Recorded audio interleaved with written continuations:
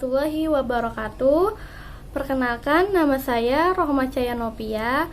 Pada pertemuan kali ini saya akan membahas tentang ta'aruf dan ghibah.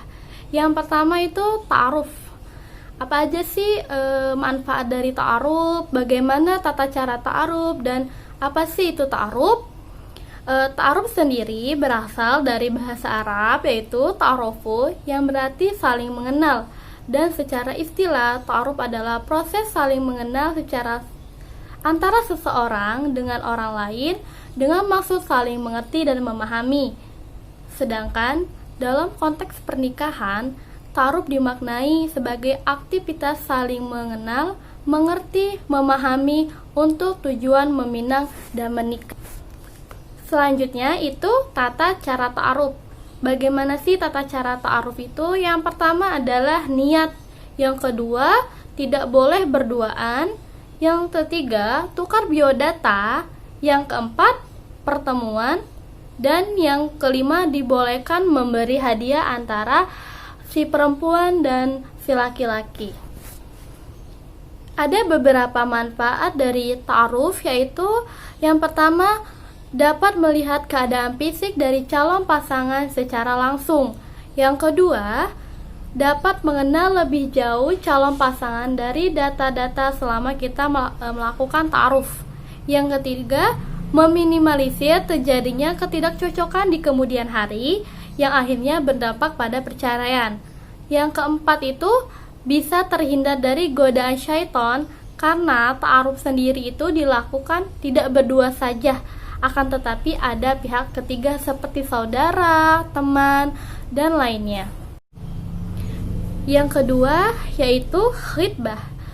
Khitbah dalam Islam berarti meminang atau melamar.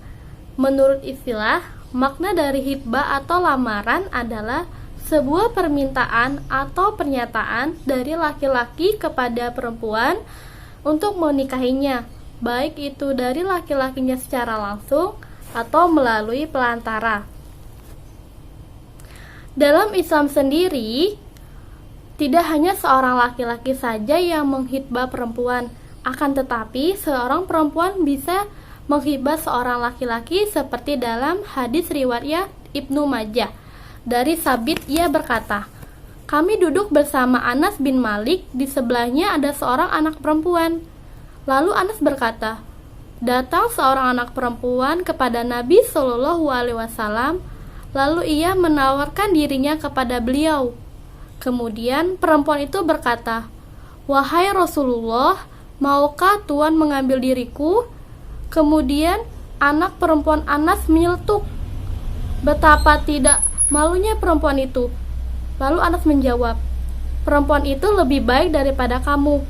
Ia menginginkan Rasulullah, karena itu ia menawarkan dirinya kepada beliau." Hal ini menunjukkan betapa hukum Islam sangat menjunjung tinggi perempuan. Mereka tidak hanya berhak dilamar, akan tetapi mereka juga punya hak untuk melamar lelaki yang mereka sukai. Sebelum melakukan pelamaran, ada beberapa perkara penting. Hal ini berguna untuk melancarkan proses pelamaran. Nantinya juga bisa mencegah terjadinya perkara-perkara yang tidak diinginkan antara kedua belah pihak, yaitu 1. Mengetahui dan melihat sang calon perempuan. Yang kedua, sang calon tidak dalam proses dilamar oleh laki-laki lain. Yang ketiga, sang perempuan boleh menolak atau menerima yang melamarnya. Dan yang terakhir itu, yang keempat, tidak melamar perempuan yang sedang dalam masa iddah. Nah, itu tadi pembahasan tentang ta'aruf dan khitbah. Lebih dan kurangnya saya mohon maaf. Wassalamualaikum warahmatullahi wabarakatuh.